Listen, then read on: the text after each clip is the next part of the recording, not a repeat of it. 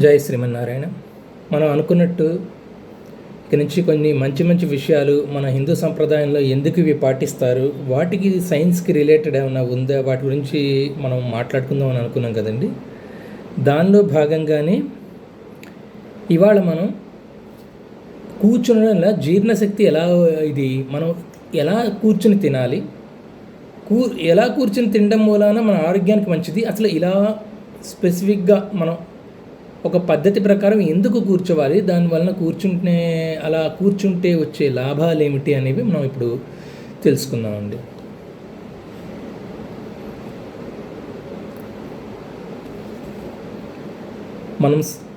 మనం బాసింపట్లు వేసుకొని సుఖాసనంలో కనుక కూర్చుని మనం తింటే ఏమిటి, దాని మూలాన మన ఆరోగ్యానికి మంచిదిగా. మరి అందరూ చాలామంది ఈ రోజుల్లో బఫే పద్ధతులు వచ్చేస్తున్నాయి. ఎక్కడన్నా ఫంక్షన్కి వెళ్ళినా కూడా ఎవరికి కావాల్సిన ప్లేట్ వాళ్ళు తెచ్చుకుంటూ ఉంటారు, తింటూ తిరుగుతూ ఉంటారు, మనకి అలవాటు అయిపోయింది. మరి పూర్వకాలంలో ఇవి లేకుండా అందరూ ఒక చోట కూర్చుని తినేవాళ్ళు, బాసింపట్లు వేసుకుని తినేవాళ్ళు. వాళ్ళు అలా మాత్రమే ఎందుకు చేశారు, వాళ్ళు కూడా ఇప్పట్లాగా బఫే పద్ధతిలో కానీ వేరే పద్ధతిలో కానీ ఎందుకు తినట్లేదు, దాని మూలన ఏమన్నా ప్రత్యేకమైన కారణాలు ఉన్నాయా, ప్రత్యేకమైన లాభాలు ఉన్నాయా అనేది మనం తెలుసుకుందామండి అందులో. సో మనం ముందరగా సుఖాసనం బాసింపట్లు వేసుకుని కూర్చుని తింటే వచ్చే లాభం ఏంటి,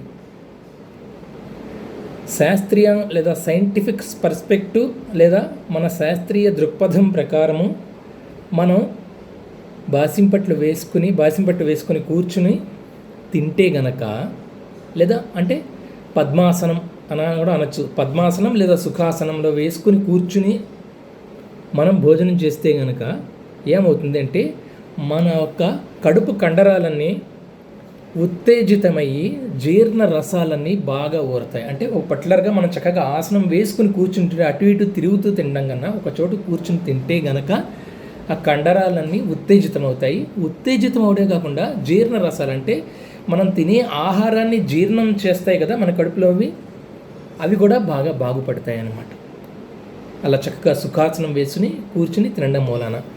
అంతేకాకుండా కుర్చీలో కూర్చున్నప్పుడు కాళ్ళకి ఏమవుతుందంటే, మనం కుర్చీలో కూర్చున్న కాళ్ళకి ఉంటే రక్త ప్రసరణ అనగా ప్రెషర్ అది ఎక్కువగా ఉంటుంది. అదే మనం నేల మీద కూర్చుని తిన్నామనుకోండి, గుండె కడుపులోని అవయవాలు అన్నీ కూడా మనకి తెలుసు, గుండెలోని రక్తం మన మిగిలిన బాడీకి అంతా రక్త ప్రసరణ చేస్తుంది, లేదా బ్లడ్ మనకి తీసుకెళ్తుంది, ఆర్టరీ ద్వారా మనకి తీసుకెళ్తుంది మిగిలిన బాడీలోకి బ్లడ్ని అంతా సరఫరా చేస్తుంది హార్ట్ నుంచి అని మనందరికీ తెలుసు. అందుకని మనం నేల మీద కూర్చుని తింటే గనక గుండె కడుపులోని అవయవాలకు రక్తాన్ని సులభంగా సరఫరా చేస్తుంది అన్నమాట. అలా సరఫరా చేస్తే అంటే ఏంటంటే, చక్కగా బాడీ అంతా ఒకచోటే గడ్డగట్టుకుంటే మనకి ఆరోగ్యానికి మంచిది కాదండి. రక్తం అంతా మనకు ఫ్లో అవుతూనే ఉండాలి బాడీ అంతా కూడా. అలా చక్కగా కూర్చుని తినడం మూలాన, పద్మాసనం లేదా సుఖాసనం వేసుకుని కూర్చుని తినడం మూలాన చక్కగా కడుపులోని అలా మన శరీరంలోని అన్ని అవయవాలకు రక్తాన్ని సులభంగా సరఫరా చేస్తుంది. అది అన్నమాట మనకున్న అడ్వాంటేజ్. అంతేకాకుండా ఇంకోటి ముఖ్యమైన విషయం ఏంటంటే, మనకి అవసరం అప్పుడప్పుడు ఏమవుతుందంటే, మనకి ఇష్టమైనవి కనిపించినప్పుడు పర్లేదులే, ఎక్కువ అయితే అయిందిలే, రుచిగా ఉన్నాయని మనం తినేస్తూ ఉంటామండి.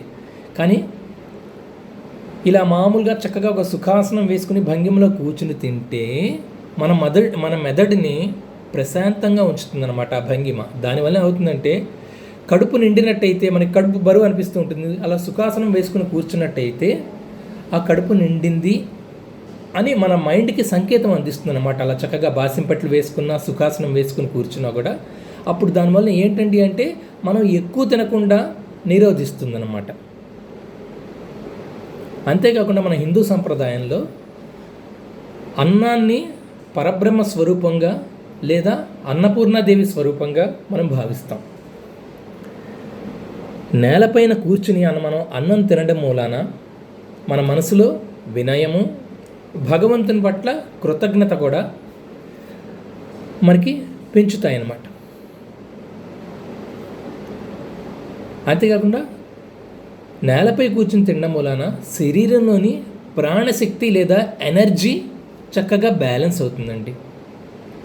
అది మాత్రమే కాదు, మనం ఎలా తింటాం అన్నము, చేత్తో తింటాం. అది మన పద్ధతి. ఇంగ్లీష్ పద్ధతిలో మనం చెంచాలు వాడినా కూడా చక్కగా మన హిందూ సంప్రదాయ పద్ధతిలో చేతి వేళ్ళకి చాలా ప్రాముఖ్యత ఉంది. అంతే కదా, మనం చేతి వేళ్లతో ఇలా పెట్టుకుని అన్నం తినడం జరుగుతుంది.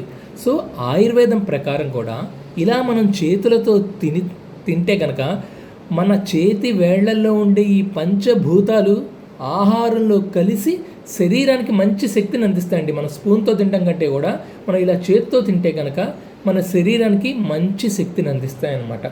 అందుకనమాట చాలా ఇంపార్టెంట్ అనమాట చక్కగా తినడం అనేది. అంటే ఒకటి మనం మాట్లాడుకున్న విషయాలు ఏంటి, సైంటిఫిక్ ప్రకారం చూస్తే జీర్ణక్రియ చక్కగా ఒక ఆసనంలో, మంచి ఆసనంలో, పద్మాసనంలో కానీ మామూలుగా ఇలా కూర్చునే ఆసనంలో కానీ తింటే సైన్స్ ప్రకారం జీర్ణక్రియ లేదా డైజెస్టివ్ సిస్టమ్ మెరుగుపడుతుంది. అంతేకాకుండా రక్త ప్రసరణ లేదా బ్లడ్ ఫ్లో బాడీలోకంతా చక్కగా జరుగుతుంది. అంతేకాకుండా మన కడుపు నిండినట్టయితే ఆహారం కడుపు నిండింది ఇంత చాలు అనేసి మన బ్రెయిన్కి కూడా సంకేతం అందిస్తుంది. బాబు ఇక నువ్వు తిన్న చాలునైనా కడుపు నిండింది అని మన బ్రెయిన్ మనకి సంకేతం అందిస్తుంది అన్నమాట. దాని మూలన అతిగా తినడాన్ని నివారిస్తుంది. ఆహారం పట్ల గౌరవాన్ని పెంచుతుంది. నేలపై కూర్చోవడం వలన మన శరీరంలోని ఎనర్జీ లేదా ప్రాణశక్తి బ్యాలెన్స్ అవుతుంది. అంతేకాకుండా ఇలా చేతి వేళ్లతో తినడం మూలాన మన చేతి వేళ్లలో ఉండే పంచభూతాలు ఆహారంతో కలిసి శరీరానికి శక్తిని అందిస్తాయన్నమాట.